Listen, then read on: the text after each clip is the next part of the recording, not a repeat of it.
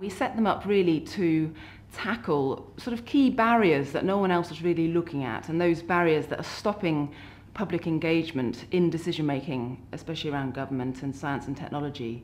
The key barriers that were really that needed to be tackled in order to make a big difference. So we had lots of externally focused ones. So ones about how to do mass engagement, for example, ones about how to involve experts in decision making.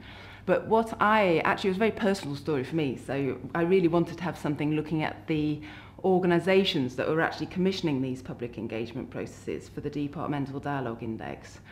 And that was really because, I mean, I've been doing this for 20 years, and what I've noticed is that working with some organisations, you do a bit of work around public engagement, and you know, it's sort of an enlightenment process. So they get all excited and they change everything that they're doing to really start working with public engagement. Other ones, it's like just walking through treacle. These organisations just resist it every step of the way.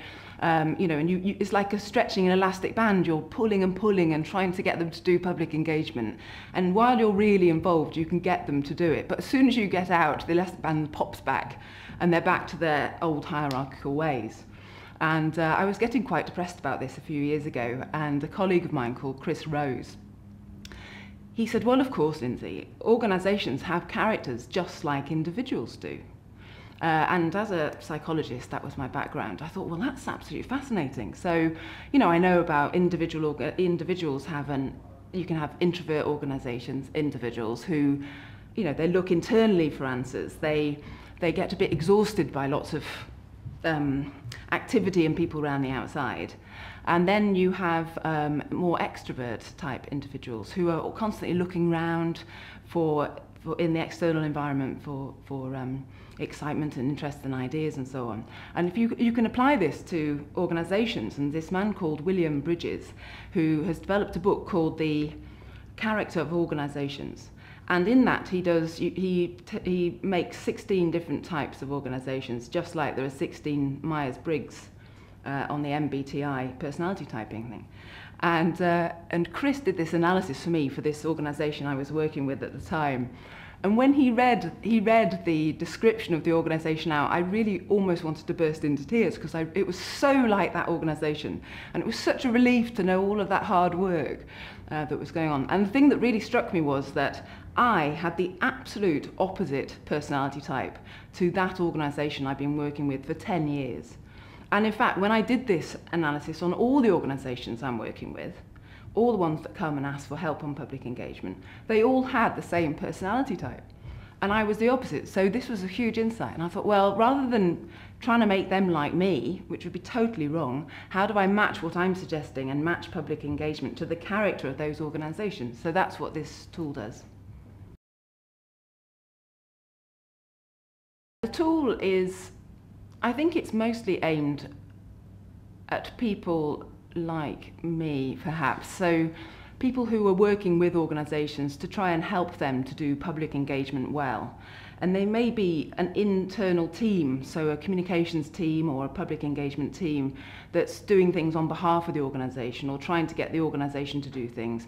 Or it could be a consultant or a charity on the outside working with those organisations to do public engagement. So the tool helps them to look at what that organisation's natural tendencies might be, what sort of things it likes doing. So, for example, classically, I absolutely dislike procedure and step-by-step incremental change. I love big ideas and visions and, you know, and sort of seeing how things go. But actually because I realised that these organisations that I was working with like incremental change, they like delivering procedure and process.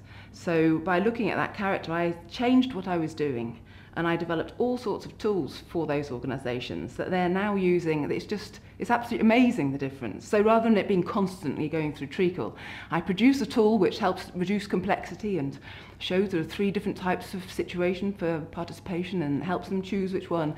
And they just took it and ran with it. And now it's gone, you know, throughout a whole load of different public sector organisations are using it. So it helps people who are trying to bring about change to tailor that change to the natural tendencies of that organisation rather than trying to bang up against it all the time, which is basically demoralising and quite ineffective.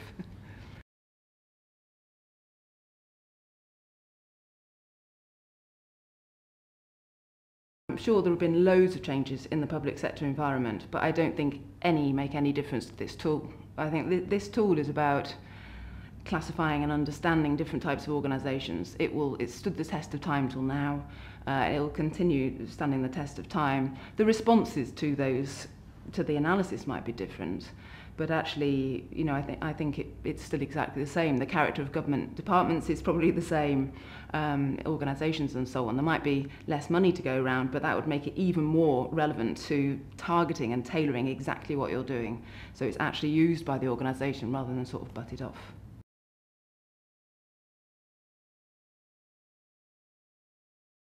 Yeah, the tool is on the Sciencewise website, and there's three bits. There's the main tool, and then there's a background report if anyone wants to know how we developed it, and you know, some little stories about how it's been used. So the main tool's on the website. You can just download it, and it basically takes you through steps, and you fill in questionnaires, and it gives you an answer.